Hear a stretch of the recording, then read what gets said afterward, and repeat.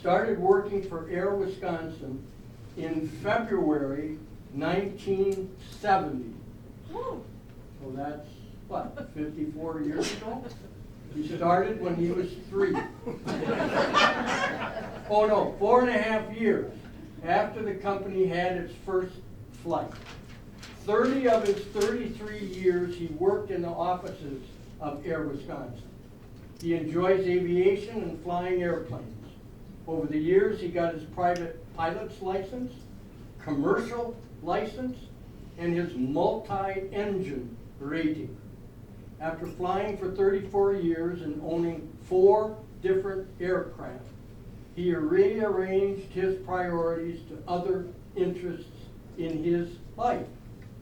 Working in hot air ballooning, astronomy, meteorology, the space program, and ballroom dancing, which he promises to display for us. For the last about 10 years, he goes to Florida to help out with Ann's Angels, adaptive water ski program for people with disabilities. An underlying element was a love of the people and places where he lived. The Fox Cities, Lafayette, Indiana, Gulfport, Mississippi, and Iola, Wisconsin. He followed the development of the Appleton Airport with the joys and heartaches that can't come from that development. This presentation will start with the whys and how the Appleton Airport came into being and how Air Wisconsin was vital to that development. There will be an overview of Air Wisconsin with the intention of letting you ask questions at the end on things that interest you. The presentation is intentionally designed to pick up on your questions, and with the idea of having a future talk about Air Wisconsin, focusing on some of the areas of your interest that you expressed this evening. So without further ado, a warm welcome for Bob Lundt. We are here because of the Appleton Historical Society, and hey, they let me make a presentation. The Appleton Historical Society wouldn't be around if it wasn't for things like Air Wisconsin and all the other businesses over the last 200 years that came into play. So there's a relationship between community and Appleton Historical Society. I have some building blocks I want to get into as far as getting to Air Wisconsin. When I first started on my building blocks, it's going to be strong towards what I want to say the Appleton Historical Society with a little thread going off to Air Wisconsin. And eventually, I'm going to get strong on Air Wisconsin with a little thread on the Appleton Historical Society. So I do want to spend a lot of time talking about how Air Wisconsin got up to its first propeller going, and I don't know how many people here are former Air Wisconsin people or currently Air Wisconsin or a family of Air Wisconsin people, and I'm sure everybody has their ideas of that which they want to talk about. And I want you to name some communities, and you can say it out loud. For instance, anybody know what this is? Madison. Okay. Anybody know what this is? Anybody know what this is? Whispering Pines, Grand Chute, Little Chute, Appleton, Fox Valley. Love it. You guys are doing just what I want to hear.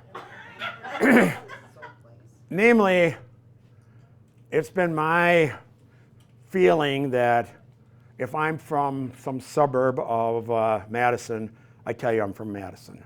If I'm from Bellevue or Ashwaubenon, I tell you I'm from Green Bay. But when it comes to this community, I'm from Neenah. I am not from Appleton. I'm from Kimberly. I am not from Appleton. And so I came to thinking about how we could unify this. And a dozen years ago, I went to the Appleton City Council and see if they could somehow make my wish come true. And that was, I wanted to address all these communities and find something that was unifying about them. And I thought, hey, maybe that'll help out with fire departments and police departments, which, by the way, that's already happening going across lines. But the other thing, to show a proudness of this community. Oh, I heard somebody say Fox Cities. Which ones are the Fox Cities? Which one are the Fox Valley? Is Green Bay part of the Fox Cities or Fox Valley? No. Is Oshkosh part of the Fox Cities or Fox Valley? No. It's amazing how intelligent you are. Because when I went to the city council, I said that I wanted to unify this. By the way, is it the Fox Cities or Fox Valley? And which communities are included? And the council member said to me, well, tell you what, if you come up with this thing and make it work, you made that decision. So there is no understanding what the Fox Cities is in Fox Valley. And hey, the people in Green Bay, when they're watching the news, they know where the Fox Valley is. Oshkosh, they know where the Fox Valley is, even though they're all along the same Fox River. So I suggested as a unifying thing was looking at the population of the Fox Cities, and I defined who the Fox Cities were. Now, this is kind of hard to read, but I did put some letters out here on the side.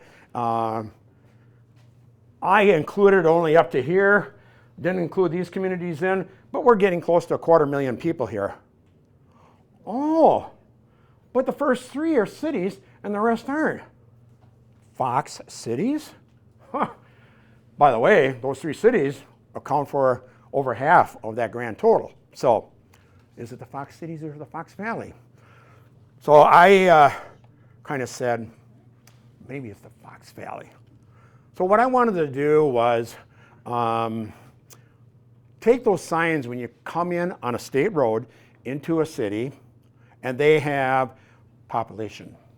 Now you got to kind of have to imagine this. This is one of them green signs you see when you come in. And I left it this way as opposed to getting the real one because of the next slide, because then I couldn't do the green slide. And that was, the unifying factor would be is that we put out Appleton with its population and then the Fox Cities with its population. And hey, the rest of the communities would do the same thing. Neenah with their population, but everybody had the same Fox Valley population on it. Council told me, well, in order to do that, first of all, you have to talk to the state and get the approval. Called the state, and they said, all we want to know is that you're doing it, but by the way, has to be this color, has to be this size, this font, da da da da da da. There was regulations on it. And the other thing was, first of all, those signs are only on the state roads coming into the community. If it's a different road coming into the community, those communities could have a different type of sign. There were still some regulations, but you could change those kind of things out. This was going to require a 2-post sign because of the size of it. So I went to the Public Works to check on what it would take to get this done.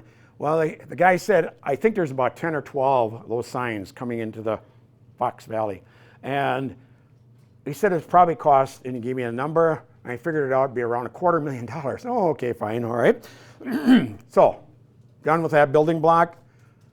I want you to now tell me what commercial airports you know of in the Fox Cities. Any? Appleton what? Appleton International Airport. Fox Valley. See, Fox Valley, you can't see that over there. So, by the way, is Abe Weber here? I don't know if he would be okay. So Abe is the airport manager at the Appleton Airport. So, as we said, the Appleton International Airport used to be called the Outagamie County Airport for most of its existence. There were a couple chances where they wanted to change the name to the Fox Cities Airport. And, what's this about the Greenville Airport? Back in, I think it was around 1972, maybe 73, when there was a dedication at the Appleton Airport for the new terminal building, the Blue Angels came in, and it was just kind of a thing for a dedication type thing. And you know what was said on the Blue Angels schedule that was sent out all across the country where they're going? They're going to the Greenville Airport. So, we all know this, Appleton Airport. This is pretty current, but I want to let you know that when it first started, this used to be called Irish Road, and it went all the way down here. This particular runway was shorter. When it was decided to extend it, then they had to take this road to go out around, and they eliminated Irish Road in here.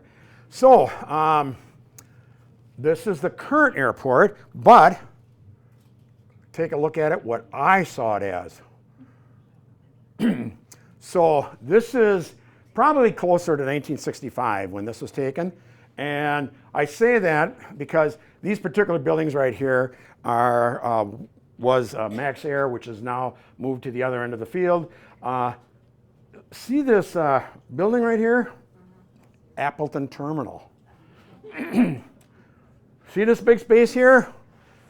That's where the new terminal is. So that went away. In the mid 70s, I was talking to Art Borkart, who was the airport manager. He had the same problem back then as they're having today. He went to the county and said, hey, can we enlarge this parking lot? They did a study and they said, that 65 stalls is plenty enough for you. So, here again is that terminal building. This is what it looked like when I first started working there. Here's the inside of it. Oh, wow, look at that space. That's the Appleton Terminal. I'm going to show you the Appleton Terminal. I wish this airplane wasn't in the way, but here is the Appleton Terminal. And this, by the way, is called a Twin Otter. We had a few of those. But the thing I found interesting is that. Headquarters, there, Wisconsin. President's office. And then we added another mobile home, accounting. Two more terminals. Two more were added, and one was for pilot training, and I don't remember what the other one was. So, this again is looking now from the airplane side of things. This is what the Appleton Terminal looked like. You can see the new building is up. So this has got to be around 1973 because that's when we moved into the new building. So just to give you a little bit of a different angle on it, again, the old terminal, this is the new, it's not even a quarter of the size where it is right now, but, and you know, this is the way people went in and out to the airplanes. Oh, by the way, there was one on the other side. Some truck came in, didn't watch his height, nailed that thing. So when you go out to the airport now, you see the clamshell type overhangs. That was all because that truck hit that thing on the other side. So they took this terminal building.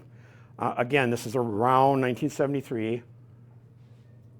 College Avenue was extended out to the airport. They called it CA, County Airport. I don't know. They called it that. And I think before traffic even started using it, they hauled this terminal down that road. And this is where it is today. And over here is, well, Highway 41 is just on the other side of all this. This is Nicolay, and there's a Bergstrom car there. Appleton, the old Appleton Terminal. Oh, I exaggerated. This is the Appleton terminal. This was added on for the people who took it over. It's still here though, so. So, we named Appleton International. Any other commercial airports? So there was a previous Outagamie County Airport, and that was located on Ballard. So here we are. That particular airport, I can't confirm the beginning. I thought it was around 1950, but it went until 1965. So here's where the old Appleton Airport was. This was 00, or is 00, and here's Ballard Street. So now it became an industrial park once the new airport got started. So let's zero in on that industrial park. Oh, the old Appleton Airport runway. Still there. Grass is closing in on it, but back when it was first being used, they actually used that as a parking lot for those industries, but that's the old Appleton Airport. And I'll show you what the old Appleton Airport looked like. I remember coming out here, watching people come in, park over here. This building here is the same building as these two photos. That's the old Outagamie County Airport. Any other commercial airports? Menasha. Okay, good job. So, Fox Valley, not Whitman, Fox Valley. So, we're going to go and look at a map this way. Here comes 441, Little Lake Butamore, the Butamore Bridge. Memorial Drive coming out of Appleton. Of course, that's Highway 47, keeping on going down Menasha. This area, hey, there's a clue here.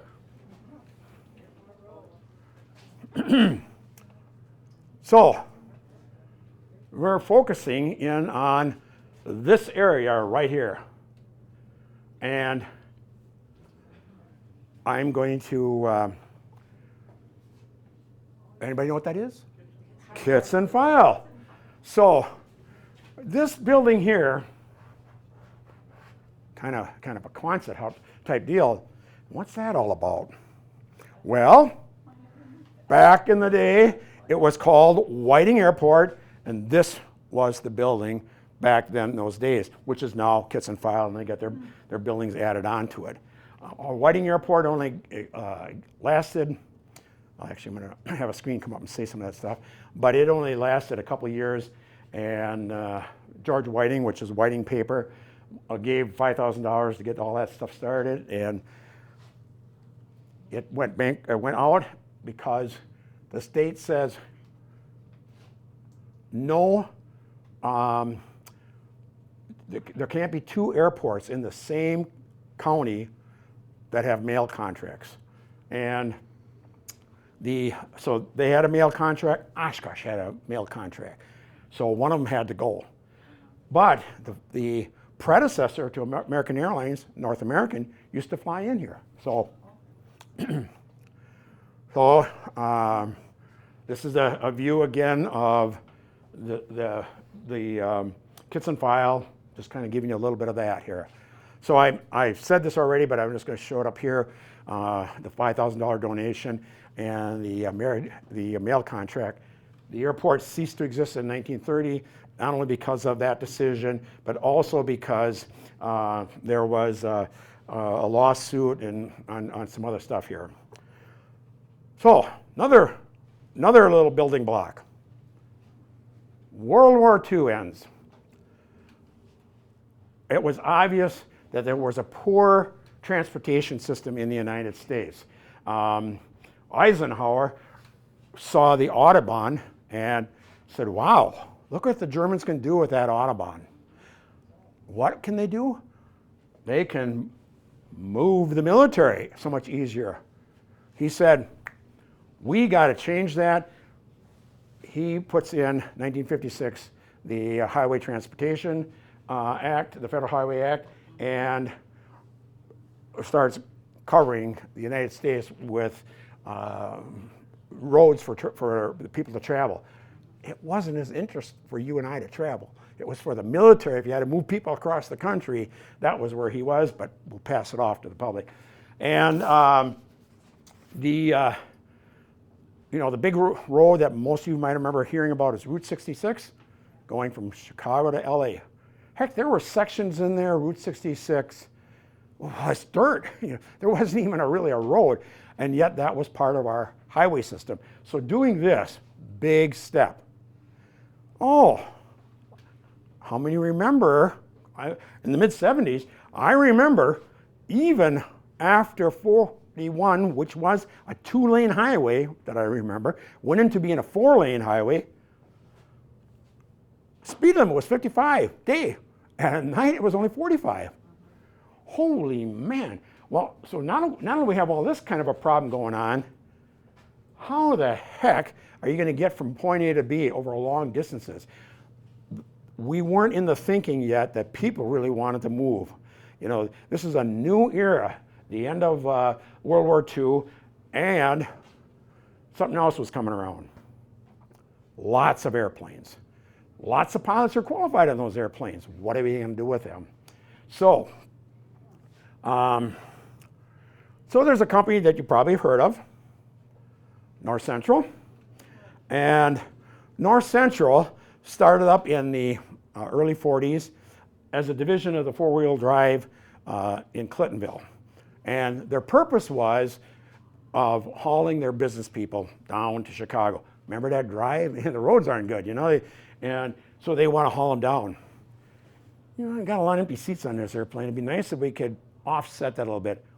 Hey, let's charge the public. They can come along on that.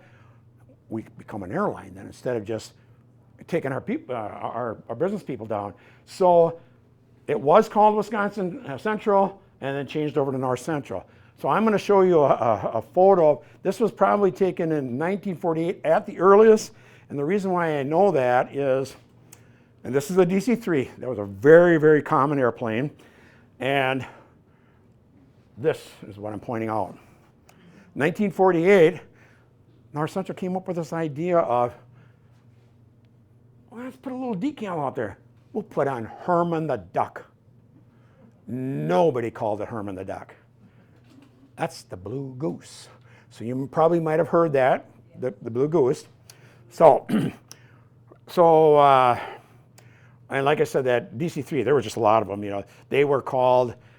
There was probably, just in the United States alone, there was well over 10,000 of them created.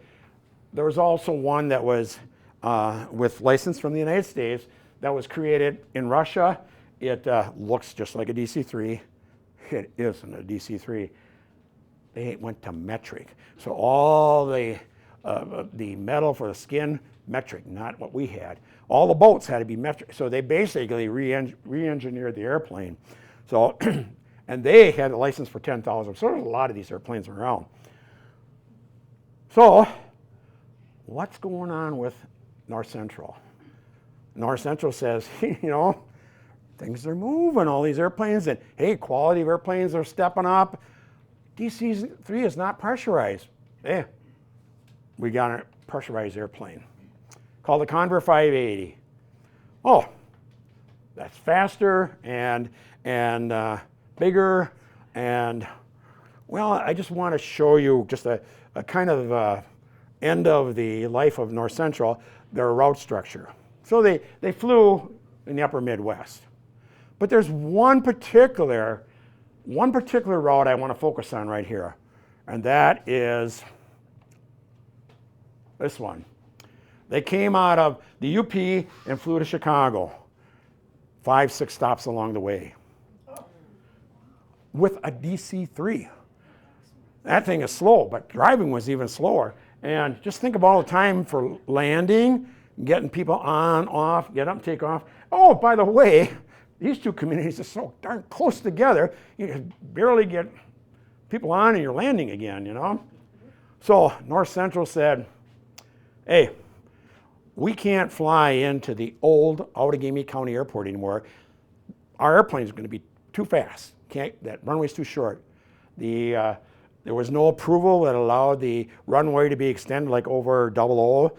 I couldn't cut that off. So what are we going to do?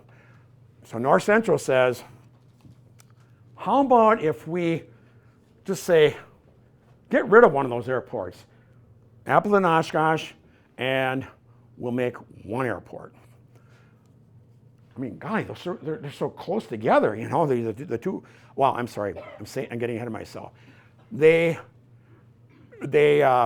wanted to have one airport, and the fight went on between the two counties. Outagamie knew they had to get rid of the old airport. Can't do anything with that. So, hey, Winnebago, how about if we build that new airport? Where do they want to put it? Just south of where it is right now. What's the problem? Highway BB's there. That's the county line. They wanted the airport to straddle the county line. You know, taxes here, taxes there.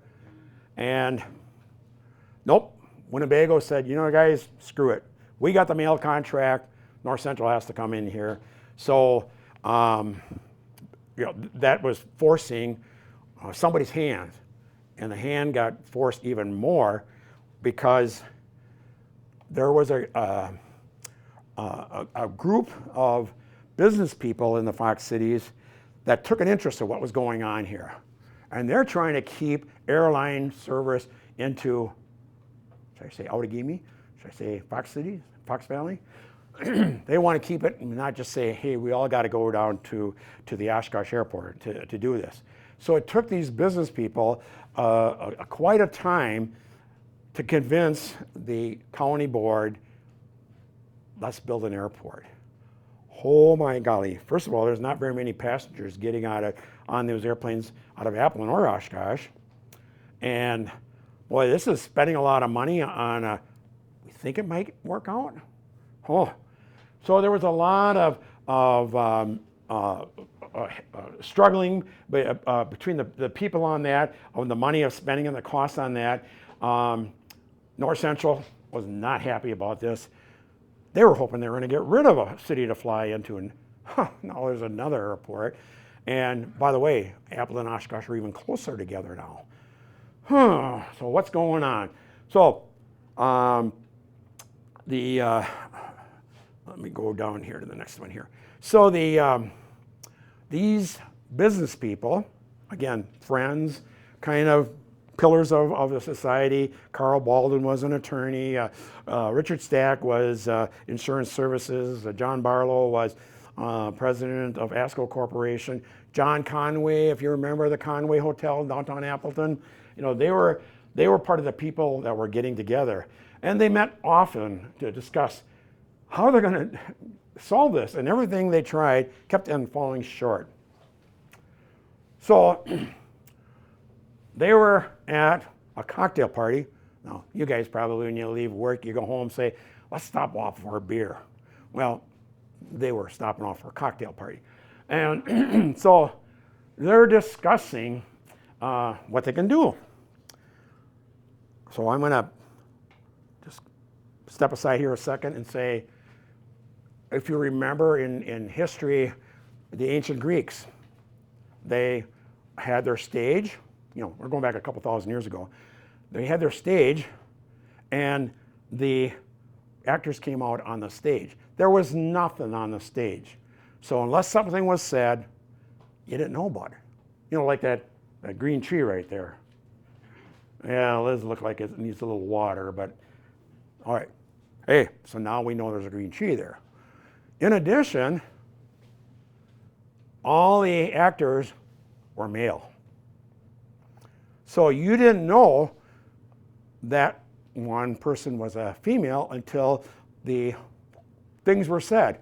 So, you know, whatever. And now we know that's a female. So I'm going to take that a little bit and going to go back to this day when this cocktail party and they're frustrated. So, gee, you know, I'm really lost what we can do here. What, you know, can you come up with any ideas? Well, how about free parking, you know, Oshkosh, you got to pay for that. Maybe that's a thing to do. Why don't you guys just start your own airline?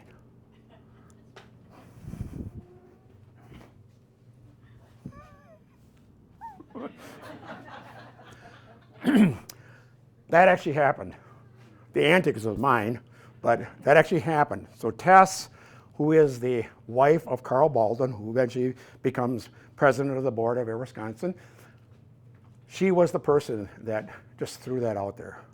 Kind of that old adage, behind every great man there's a, you know, and I just don't know if it really would have got to that point where they would have made the next step to start an airline. We're just trying to keep North Central in here, trying to build an airport. Whew. So, in 1963, they got together and they formed a company. What was the name of that company? Air Wisconsin? Fox Cities Airlines. Not Fox Valley, Fox Cities. We're, you know, so they were just some of the key players in the beginning. And like I said, eventually Carl becomes the president of it. So here's a photo of Carl. That used to hang out at the Appleton Airport. It's been moved. Here's a picture when that was still Fox Cities Airlines. And so this is taken before 1965. I remember the commercials on the radio. They were looking for a name for this airline rather than Fox Cities Airlines. So they said, hey, we're going to put out a contest for a new name, and what are the colors going to be for this airline? The two winners were given a free round trip ride to Chicago. Huh. So it's still Fox Cities Airlines. So the daughter-in-law of Carl Baldwin, Joni, she was an artist.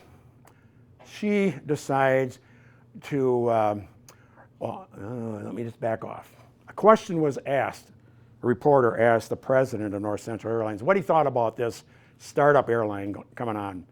And he said, give them a couple months, they'll be done. So Joni, like I said, is an artist. She decides that she needed to do something about it. So she paints a picture. And she sends it to the president of North Central, the Goose, sends a picture there. And she puts a little caption on it that says, the fox is going to get the goose.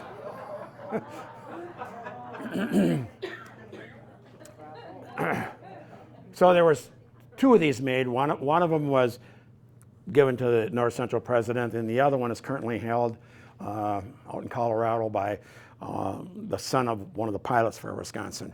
I'm going to skip this next time because I just said that stuff. In the airline industry, there's a lot of terms, and just like any other industry, but lift and frequency are something to consider. Anybody have an idea what lift means? Going up. Frequency? So North Central has the Convair 580, and I think they had 44 seats in that airplane. Air Wisconsin gets started, and the airplane has 8 seats in it. And going to compete? Oh, by the way, the Convair is pressurized, fast, and all that.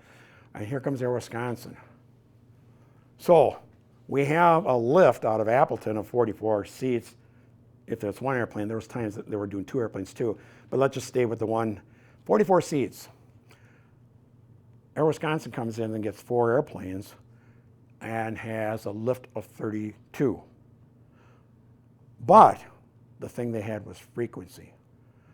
I want to go on a flight to get down to Chicago. North Central flight just misses it altogether, you know, and coming back, the same problem, you know, trying to make those connections to do it. Air Wisconsin is offering frequency. So that, and I want to show you what the Dove looked like, the Air Wisconsin Dove, the 8-passenger airplane. Again, the board members there. We didn't have those airplanes very long. Again, not being pressurized and such. And this is an event that I was actually at, is the ribbon cutting ceremony. So on that day, I was over here somewhere in the crowd. On that day, they taxied the airplane and cut the ribbon with the airplane. So for people who are part of Air Wisconsin, here's mom and dad. So Air Wisconsin's first flight was August 23rd, 1965. In October, the board hired Preston Wilborn. He was from Piedmont Airlines. He was with their traffic department, understanding moving people and all that kind of financial stuff to keep the airline going. So he came in, and it was definitely a family. Kitty, she had parties with the pilots' wives all the time. We didn't have flight attendants yet at that time. And so she knew all of them. Preston, he was micromanaging while he was macro managing, but man, I'd be working sometimes 2 in the morning, there he comes into my office. I was talking to people when we had a maintenance base in Fort Wayne. Middle of the night, here comes Preston in. He came in on another airline, so nobody could see that he was coming in. Just checking on things. He was just micromanaging. He always knew what was going on. So very important to the development of Air Wisconsin. I don't know if I'm going to get into it tonight because of time, but because of him, what you see in the airline industry exists. Back in the day, there was no such thing as interline baggage. You flew down, you picked up your baggage from this airline, carried it over to the other airline. There wasn't anything like through flights, through fares that you paid on this one, you paid on that one. It was just a whole different world of what was going on. I just threw this picture in here because to Air Wisconsin people, that kind of means something. This was referred to as the Dirty Dozen, the first 12 pilots with Air Wisconsin. So, a couple things I want to point out. When did computers start coming around? Well, I'll show you the computers we had at that time if you wanted to check on flights. That's right. Paper. So, here's like a United airline schedule, and you would figure out this was just for Chicago, and I want to fly. Once I get into Chicago, I want to go to here or there. Here are all the flights, departure times, and all that. That was the way to get around. And these things changed as you went, like there was one of these for San Francisco or whatever, Washington, D.C. or whatever. So that was our computer system. This was in, as you can see, this is getting into later, but even at that, just look at the route structure. It was getting more, but it was still pretty slim. So, in the main, because I'm watching time here, I would just like to maybe get off of this and get into question and answers. I would like to point out that one of the things that happened in the airline industry, and again, Air Wisconsin was pretty much the beginning process of all of that, and that was getting these through fares and interline baggage and such. Back in the day, we were really strongly married to American Airlines. And so we were taking all of our passengers, and American worked with us. And so we were giving them a lot of business. They were happy about that. Deregulation comes around. Whew. Things are changing now. Deregulation, Preston Wilborn, president, says, it's just not going to work to stay with American because of deregulation and all these new fares and how things are going to be handled. We had to switch to United. So what was one of the things that we worked out with United? We became the first United Express. And it was a way of showing the public, you're with United, you don't know you're with Air Wisconsin. You get on the airplane, there's a little sign that says operated by Air Wisconsin, but our colors were United Express. And the other thing that was happening back in that day, remember? Computers. I remember reservations that we had. Man, they had this big lazy Susan. Had a lot of index card files. The girls are talking on the phone, they're swinging this thing around. It's a few layers high. Pull out a box, get an index card, write your name down for that flight, put it in there, and oh, you're not going to race. And so that's how they kept track of how many people were going to be on the flight. Well, world's changing and computers is making the difference. Well, if you want to add 1 and 1 to get 2, you need a computer the size of this room. So Air Wisconsin can't afford that. So back in the beginning, we were with Sabre Airlines, Americans, and that's how we were taking care of all of our fares, and that was really helping for making people connect better. And of course, the computer system was set up favor American, you know, not like today where it'll favor, it'll pick different airlines, you know. So when deregulation happened, and we were now associated with United, that became a troubling situation there. And in fact, before I say that, I want to point out some of the colors that we had as we were working with the different airlines. So for instance, this is our colors. And here's it with our 100 passenger airplanes, the BAE 146. But here's when we were with AirTran, and here's where we were with United Express, here's with US Airways, American Eagle.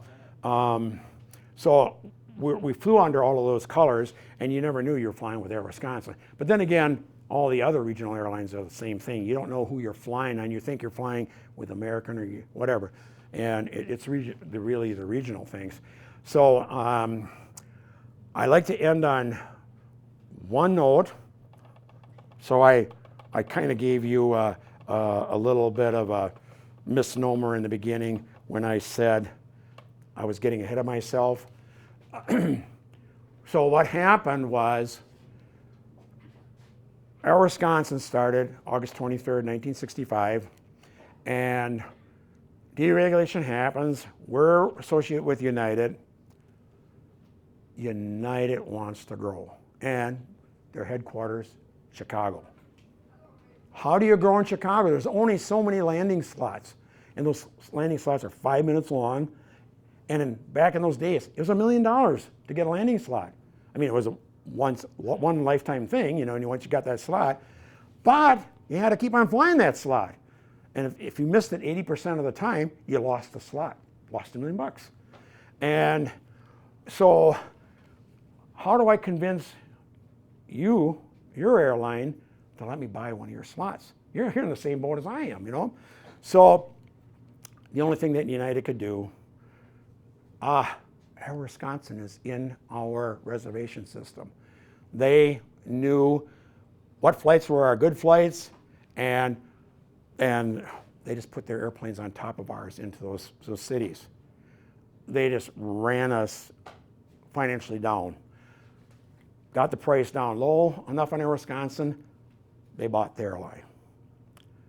They didn't want the airplanes, they wanted our landing slots. That's all they want. So Air Wisconsin from 1965 still exists. Piece of paper, some file cabinet at United Airlines. United, meanwhile, took Air Wisconsin and split it into 3 groups.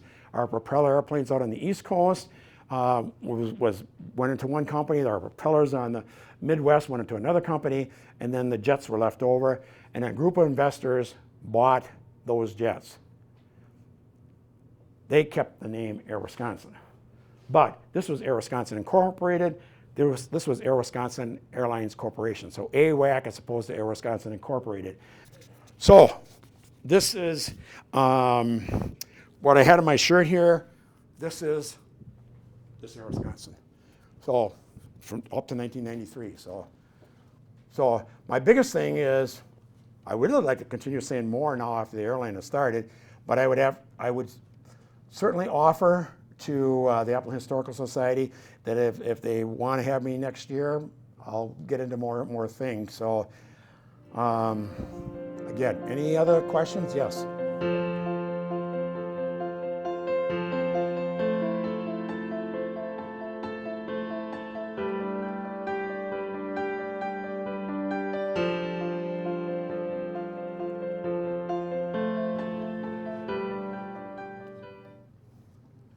Well, it was in '93 when they bought the airline. So, yeah, so that was the end of the airline. So, yes. Was there some kind of competition with Air Wisconsin or the airport here in Appleton and Oshkosh at one time? Because I remember a lot of times we had to go down to Oshkosh to fly wherever we were going. So, back in the day, oh, I'm sorry. Wants to know if there's any competition between the two airports of Appleton and Oshkosh, North Central, or Wisconsin. Why is Oshkosh like a non-airport now? So, again, after World War II, there's not a transportation city out there. And, I mean, a transportation system out there. And so, Eisenhower, in terms of not only with the highways, wanted to get people to be moving around and develop some sort of an air transportation system. Well, gee, with the way the airlines are flying now, that was pretty specific.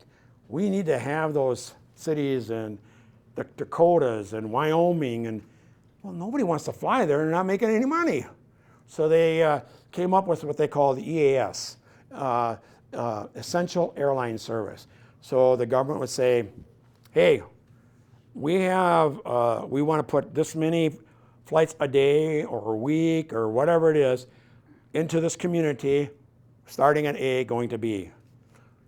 We will pay you this much money to fly that flight. And if you can make more money on that, it's all yours. But if you don't, at least you got the subsidy, the Essential Airline Service was there. And once you got that, awarded to it, it was yours. You couldn't get rid of it unless your company was bought out or folded or whatever like that. So guess what? Appleton and Oshkosh were EAS cities. There wasn't enough people coming in and out of there. And it wasn't until Air Wisconsin started growing enough that more and more people were coming out. But North Central was able to get the government to drop Appleton as an EAS to North Central. And Air Wisconsin took over the EAS of that. And then eventually, North Central petitioned to drop Oshkosh as an EAS, and Air Wisconsin it took it over. And just with a matter of time, it was people were just coming more and more to Appleton. The Appleton Airport had free parking at that time, and Oshkosh you had to pay. So people who were going down from the Fox cities down to Oshkosh, they could just stay here. It was cheaper. So it started growing here, and then eventually Oshkosh just fell by the wayside. So, yes, ma'am. What happened to the Fort Wayne hub? Well, in the development of Fort Wayne, we put a maintenance hangar down there and a reservation system down there too. And it was just like anything else. As things changed, we were start flying to different cities. That worked for us back in the days when we were United.